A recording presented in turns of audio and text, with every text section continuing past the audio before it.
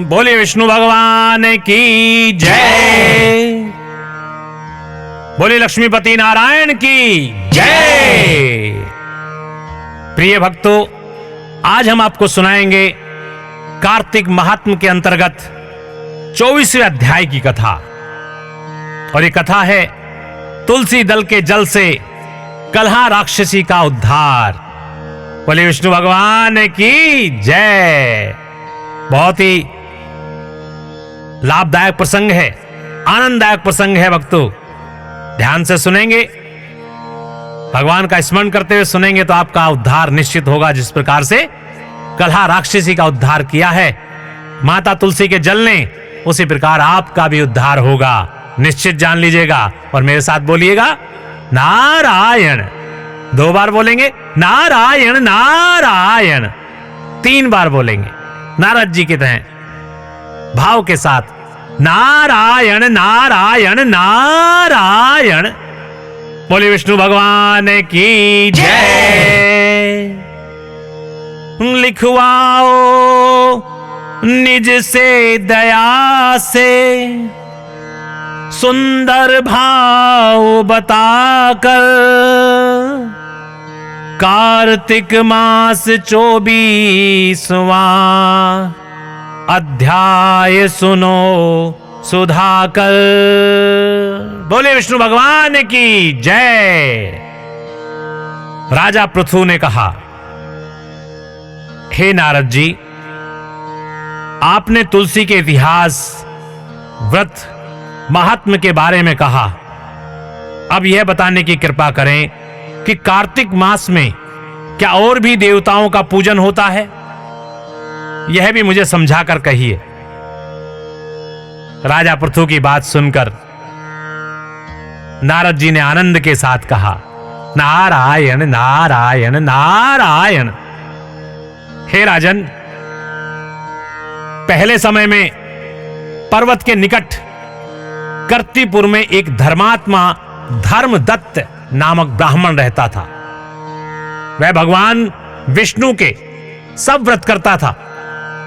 एक दिन कार्तिक मास में वह एक पहर रात शेष रहने पर जागरण के लिए भगवान विष्णु के मंदिर में हर प्रकार की सामग्री लेकर जा रहा था कि रास्ते में उसने एक बड़ी भयंकर राक्षसी को देखा, जिसके बड़े बड़े दांत, लपकती हुई जीभ और लाल लाल नेत्र थे। उसका शरीर नग्न तथा मांस रहित था। उस भयंकर राक्षसी को देखकर धर्मदत्त बुरी तरह कांपने लगा। अन्य कोई उपाय न देखकर उसने पूजा वाली थाली और जल का लोटा उसके ऊपर फेंक दिया, क्योंकि उसमें भगवत नाम का जप करते हुए वह सामग्री और जल का लोटा जिसमें तुलसी दल पड़ा हुआ था, उस राक्षसी को मारा था, जिससे उसके जन्म जन्मांतर के पाप नष्ट हो गए और पूर्व जन्म उसको स्मरण हो आया। वह हाथ जोड़कर धर्मदत्त के चरणों में गिर पड़ी और बोली, हे विप्र, मैं पूर्व जन्म के कर्मों के फल से इस अवस्था को प्राप्त हुई हूं। नारद जी आगे कहते हैं, नारायण नारायण। हे राजन, उसे इस प्रकार प्रणाम करते देख अति विस्मित होकर धर्मदत्त ने पूछा, तेरी यह अवस्था किस कर्म के फल से हुई है? तू पूर्व जन्म में कहां रहती थी और तेरा कैसा चरित्र था? यह सब कुछ मुझे बताओ। उस राक्षसी ने, जिसका नाम कलहा था, कहा कि हे ब्राह्मण, सौराष्ट्र में भिक्षुक नाम का एक ब्राह्मण रहता था। मैं उसकी पत्नी थी। मेरा स्वभाव बड़ा ही निष्ठुर था। मैंने अपने पति का कभी भला नहीं चाहा, न उसे कभी अच्छा भोजन दिया और न मिठाई ही खाने को दी। मैं प्रतिदिन उससे लड़ती झगड़ती रहती थी। मुझे इस प्रकार की झगड़ालू देख तथा नित्य प्रति की कलह से तंग आकर मेरे पति ने दूसरा विवाह करने का निश्चय किया। यह सुनकर कि मेरा पति दूसरा विवाह कर रहा है, मैंने उसके विवाह से पहले ही विष खाकर आत्महत्या कर ली। मेरी मृत्यु के बाद यमदूत आए और मुझे गदा से मारते हुए यम के पास ले गए। यमराज ने मुझे देखकर चित्रगुप्त से पूछा, हे चित्रगुप्त, इसने क्या कर्म किया है?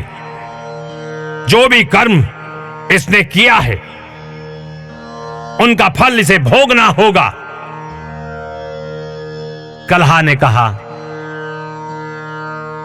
हे ब्राह्मण, चित्रगुप्त ने यमराज से कहा,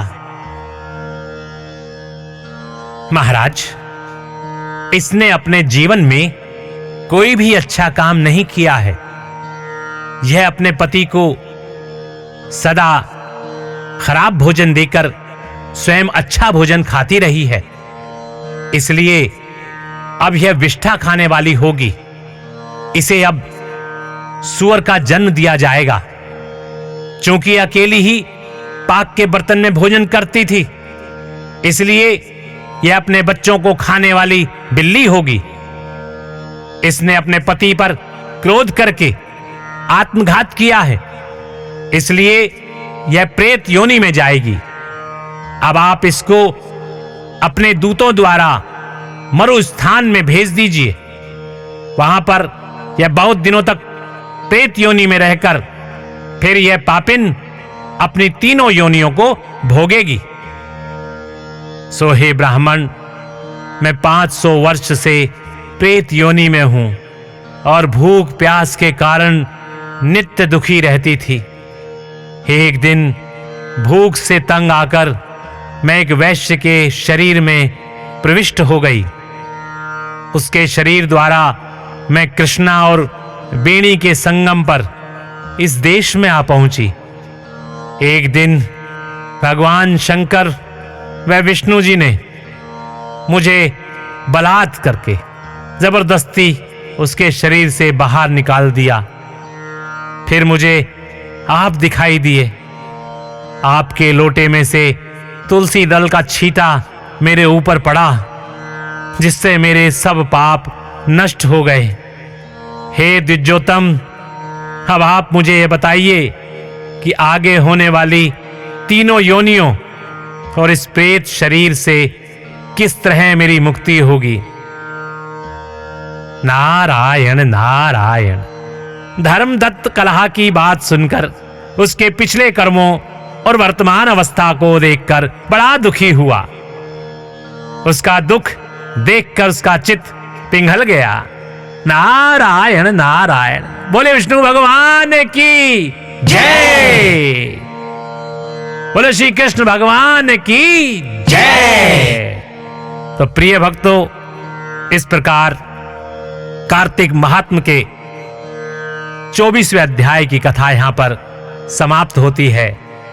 मेरे साथ स्नेह के साथ आदर के साथ बोलिए नारायण नारायण नारायण।